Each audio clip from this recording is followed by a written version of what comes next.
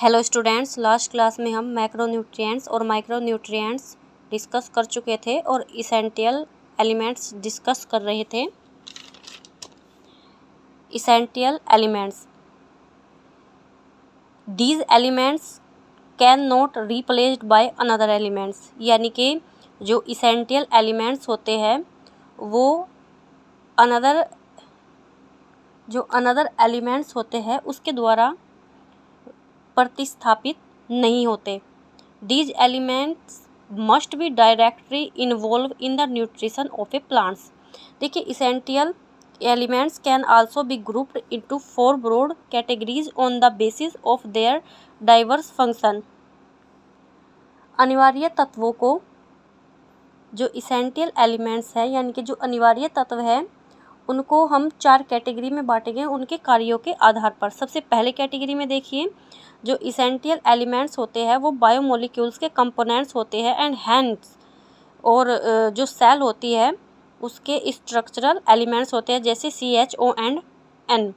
अब देखिए, essential elements that are components of energy related chemical compounds in plants. इसका example देखिए, magnesium में क्लोरोफिल और ATP में P, फास्फोरस।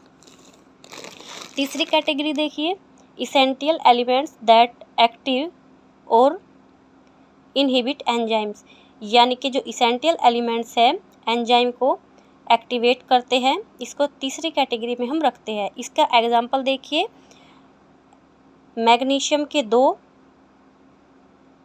देखिए एंजाइम को एक्टिवेट करता है।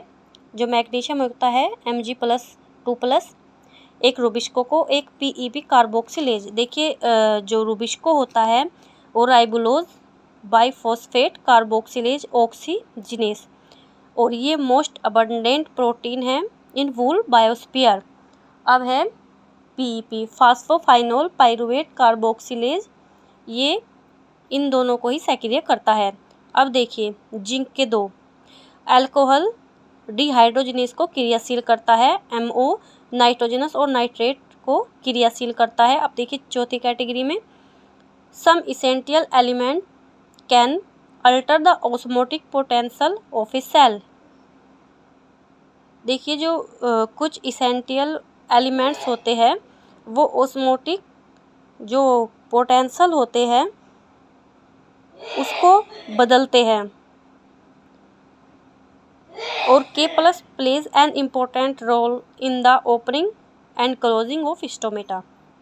देखिए, जो K+ का रोल होता है, महत्वपूर्ण रोल होता है, वो स्टोमेटा के खुलने और बंद होने में होता है। अब नोट देखिए, CH एंड O ये mainly obtain from CO2 and H2O।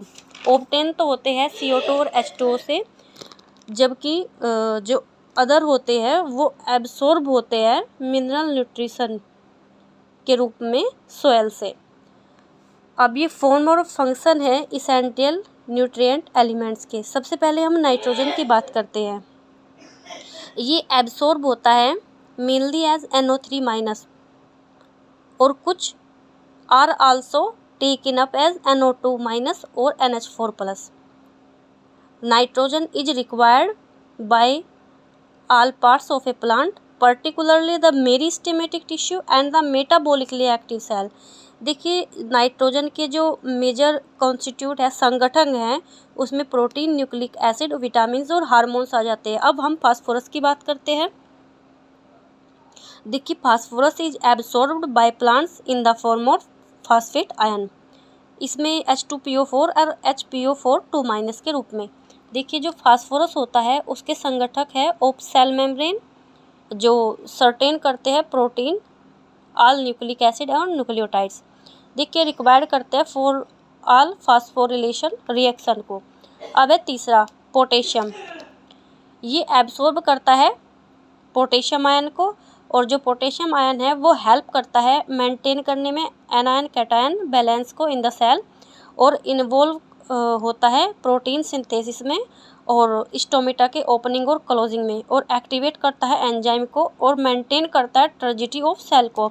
अब हम कैल्शियम की बात करते हैं। देखिए, जो प्लांट्स है वो एब्सॉर्ब करते हैं कैल्शियम को from the soil in the form of calcium ion के रूप में। और जो कैल्शियम होते हैं वो रिक्वायर्ड होते हैं बाय मेरिस्टेमेटिक और डिफरेंटिएटिंग टिश्यू में।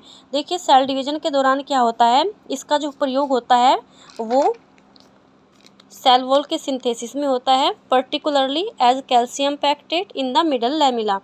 It is also needed during the formation of mitotic spindle. देखिए ये सेल मेम्ब्रेन के नॉर्मल फंक्शनिंग से इन्वॉल्व होता है। अब है मैग्नीशियम।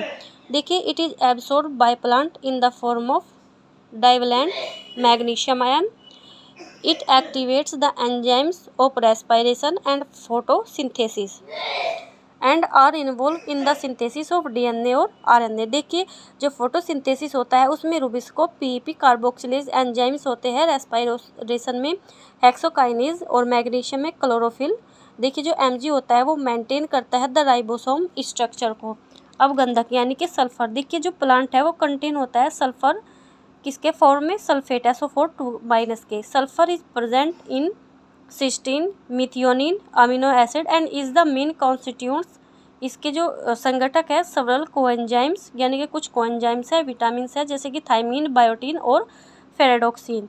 देखिए कुछ इसके फंक्शन कुछ रह गए हैं, फॉर्म और फंक्शन, उसको हम अगली क्लास में करेंगे। Thank you.